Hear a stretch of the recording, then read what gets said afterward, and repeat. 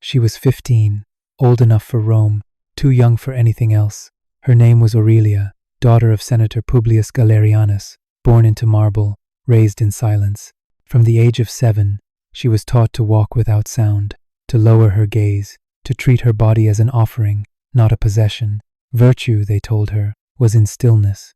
A good Roman girl should be like stone, unmoving, unquestioning, unseen. Her mother braided her hair each morning without speaking. Not out of tenderness, but tradition. Because Aurelia's life wasn't leading to adulthood, it was leading to ownership. She learned to read the 12 tables before she ever read a poem. Not for wisdom, for obedience. Her tutors drilled into her the roles of matron, of wife, of womb. Her thoughts were never asked, her will never formed. The house was beautiful, mosaic floors, ivory statues, painted gods staring from every corner. But the beauty was a mask. A palace is still a cage if the girl inside has no key. At night, she would sit beneath the courtyard vines and listen to her father's voice echo from the atrium, discussing military reforms, grain levies, foreign uprisings, but never her, not once, not even when she passed. In public, she was perfect. Draped in linen, eyes downcast, a symbol of her father's legacy. She smiled the way she was taught to, just enough to be admired, never enough to be remembered. Because in Rome, a daughter's greatest purpose was to be given away. They called it tradition, but it was closer to extinction. Her future was already signed, her silence already purchased, and the day was approaching. Not for love, not for freedom, but for the ritual. The house was filled with music, but it wasn't joyful. It was ceremonial, predictable, cold. Aurelia stood in the atrium, draped in a veil the color of fire. The flammeum, a cloth older than she was, stiff with dye, stained with centuries of obedience. She had been bathed in perfumed oils, scrubbed until her skin turned raw. Not for comfort, for ritual. Her body was being prepared, polished, and painted for delivery. Not unlike a sacrifice. Outside, guests gathered, senators, matrons, priests in white. They whispered about the weather, about the banquet, not about the bride. Her silence was expected, her fear was invisible. The priest murmured the sacred words. He held sacred bread in one hand, laid olive branches at her feet. From the outside, it looked like reverence, but it was a performance. Because Rome did not marry girls, it traded them. Aurelia's mother adjusted the veil one last time, covering her face entirely. In that moment, Aurelia disappeared. A daughter was erased. A wife was presented. The groom arrived shortly after. He placed his hand on her shoulder. Not her hand, never her hand. That was for equals. This was something else. Aurelia did not speak. She was not asked to. Her voice was no longer hers. And so, in silence, the procession began. They left through the villa gates as guests cried out an ancient word, Talasio, a word older than reason, a word shouted in war, in rape, in abduction.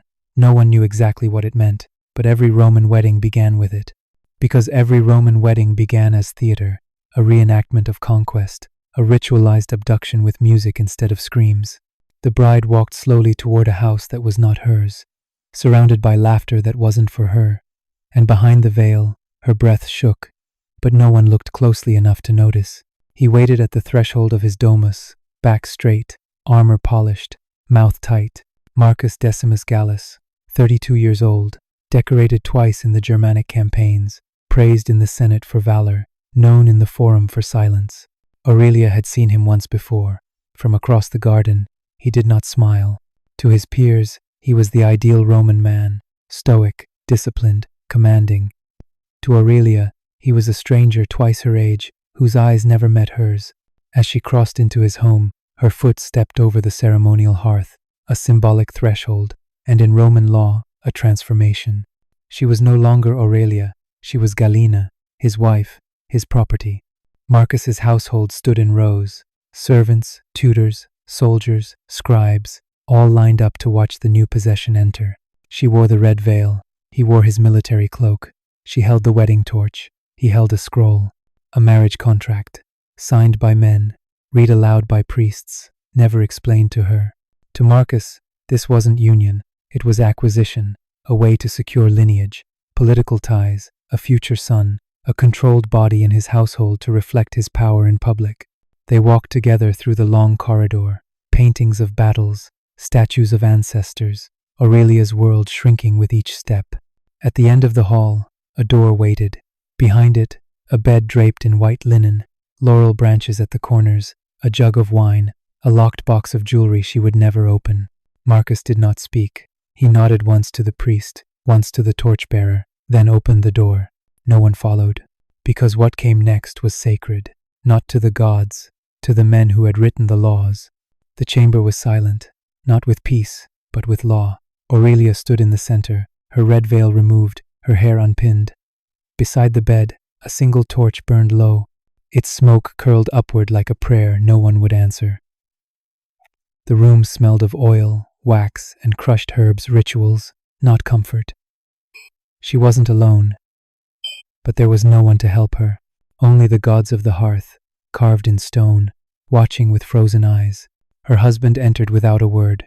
He had waited all day, not with anticipation, but with entitlement. This was his right. The room belonged to him. The girl did too. He walked slowly, deliberately, like a man approaching a contract to be signed.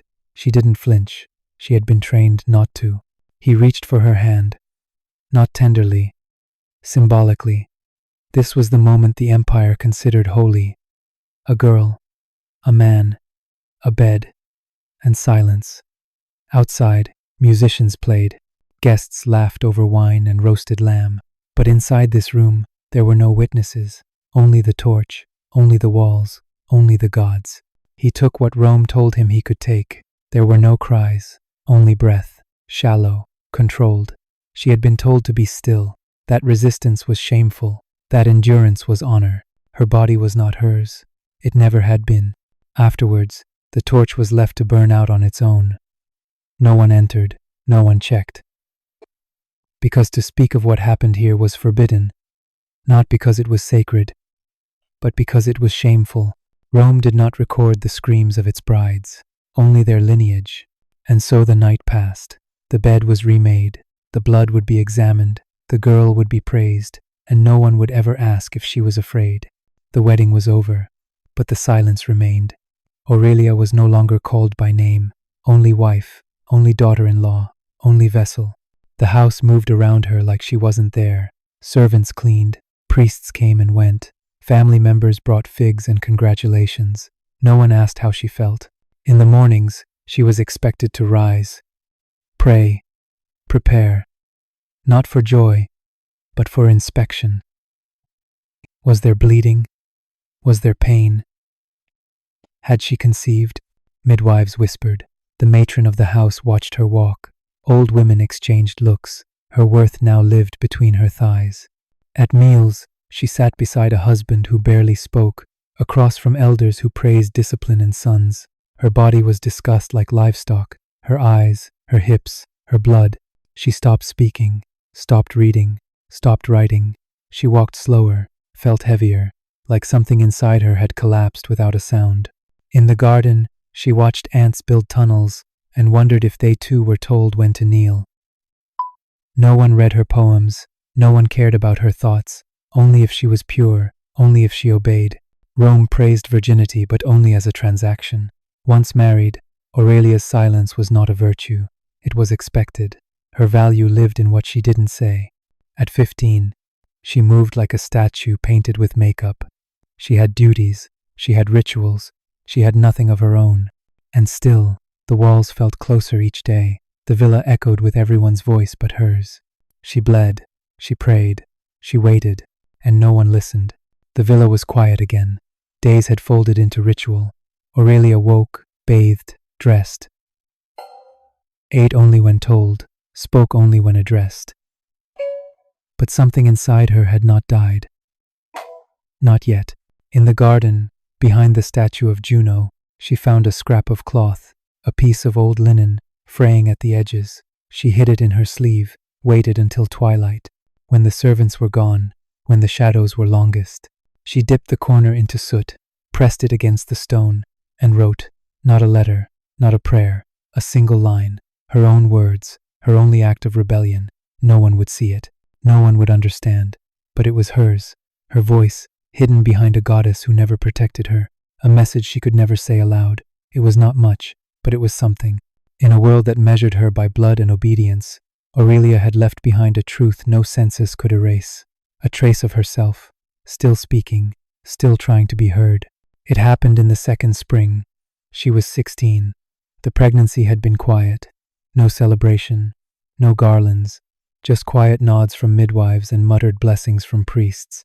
Her husband was away, inspecting farms. No letters, no concern, only orders. The labor came early. The screams were swallowed by stone walls. The child survived. Aurelia did not. The news reached the Senate in 2 lines. The child, a boy. The mother, deceased. No funeral, just a blessing.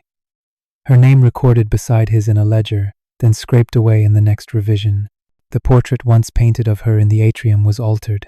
The nose sharpened, the chin made stronger, to reflect the father's lineage. Even her image was no longer hers. In Rome, legacy belonged to men.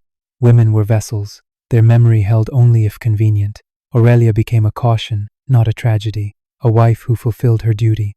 A girl who died with silence intact. Her story did not pass through generations. It was not mourned in poems or carved into tombs. It was buried with her, and forgotten. Almost, because somewhere behind the garden statue, the cloth remained, faded, dust-covered, but still marked, still waiting for someone to see it. Rome celebrated its victories with arches and fire. It crowned its generals. It sculpted its emperors. It preserved every law, every conquest, every name that carried power. But it erased the girls, not by mistake, by design. Aurelia was not a myth. She was not alone. She was one of thousands, sacrificed, rewritten, replaced, their faces changed to match statues, their voices buried under marble, and their suffering renamed tradition. Behind every Roman triumph was a body made quiet. Behind every golden seal, a girl forced into womanhood before she ever lived. Rome endured for centuries, but not because of its strength, because of its silence. The empire is gone now. Its gods are dust. Its palaces collapsed.